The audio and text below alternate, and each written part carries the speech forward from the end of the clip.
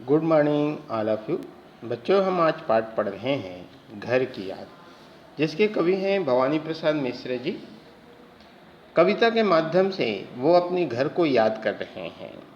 अर्थात कवि जो है जेल में हैं और जेल में रहकर अपने घरों की याद कर रहे हैं, अपने घर के परिवार की खूब याद आ रही है और उन्हें इस पंक्तियों के माध्यम से लिखते हुए कहते हैं, और माँ बिन पढ़ी मेरी दुख में वहाँ गड़ी मेरी, माँ की जिसकी गोद में सिर रख लिया तो दुख नहीं फिर। अर्थात कवि यह बात कहते हैं कि मेरी माँ जो है बेचारी, मेरी माँ जो है अनपढ़ है, वह पढ़ी लिखी नहीं है, वह पढ़ना लिखना नहीं जानती है। वह मेरे वियोग के दुख में डूबी हुई होगी, दुख में वह गढ़ी होगी, अर्थात डूबी हुई होगी।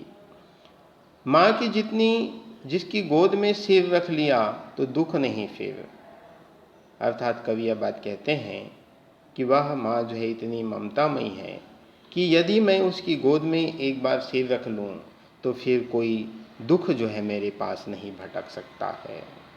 आगे बात कहते हैं, माँ की जिसकी स्नेह धारा का यहाँ तक भी पसारा, उसे लिखना नहीं आता जो कि उसका पत्र पाता। अर्थात यहाँ पे कवि यह बात कहते हैं कि मेरी माँ की स्नेह धारा का फैलाव जो है इस जेल तक है, इस कारागार तक है, क्योंकि मैं यहाँ पर भी माँ की ममता का स्पर्श का अनुभव कर रहा हूँ, माँ की ममता का स्पर्श अनुभव कर रहा हूँ। मेरी माँ जो है, क्या कहा गया है, उसे लिखना पढ़ना नहीं आता। अर्थात मेरी माँ जो है अनपढ़ है, उसे लिखना नहीं, वह लिखना नहीं जानती, उसे लिखने पढ़ने नहीं आता।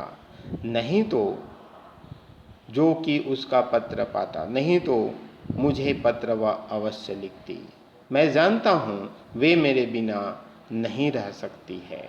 और आगे कवि बात कहते हैं, पिताजी जिनको बुढ़ापा एक क्षण भी नहीं व्यापा, जो अभी भी दौड़ जाए, जो अभी भी खिलखिलाए। कवि यह बात कहते हैं कि घर पर मेरे पिताजी हैं और पिताजी जो हैं वह बूढ़े हो गए हैं, परंतु उनके मन में कभी बुढ़ापा नहीं आया, किंतु मन में कभी बुढ़ापा नहीं आया। उन्हें मन की कमजोरी ने कभी छुआ तक नहीं। आज भी उनके हृदय में, अर्थात जो अभी भी दौड़ जाए, जो अभी भी खिलखिलाए, आज भी उनके हृदय में युवकों जैसा उत्साह है, युवकों जैसा साहस है। अर्थात आज भी उनके शरीर से भी वे इतने स्वस्थ हैं, आज भी वे शरीर से इतने स्वस्थ हैं कि अब भी लंबी दौड़ लगा सकते हैं। जो अभी भी दौड़ जाए, अर्थात वो अब भी लंबी दौड़ लगा लेते हैं या लगा सकते हैं। इस उम्र में भी वे खिलखिलाकर हंस सकते हैं, अर्थात बुढ़ापा होने के बाद भी वह लंबी दौड़ लगा सकते हैं और इस अवस्था में, इस उम्र में भी वह खिलखिलाकर हंस सकते हैं। कवि कहता है कि उनमें इतना साहस है कि मौत जैसी भयंकर बाधा भी, अर्थात मौत के आगे ना हिचके, शेर के आगे ना बिचके, बोल में बादल गरजता, काम में संझा लर्जता। आगे बात कहते हैं कि कवि यह बात कहते हैं कि उनमें इतना साहस है कि मौत जैसी भयंकर बाधा भी आ जाए, वे हंसकर उसका मुकाबला कर लेंगे।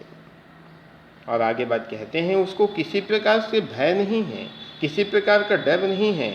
अगर सामने आते शेर को देखकर भी वे ना घबराएंगे, अर्थात उसके सामने शेर भी आ जाए तो उसे देखकर वो कदापि नहीं घबराएंगे।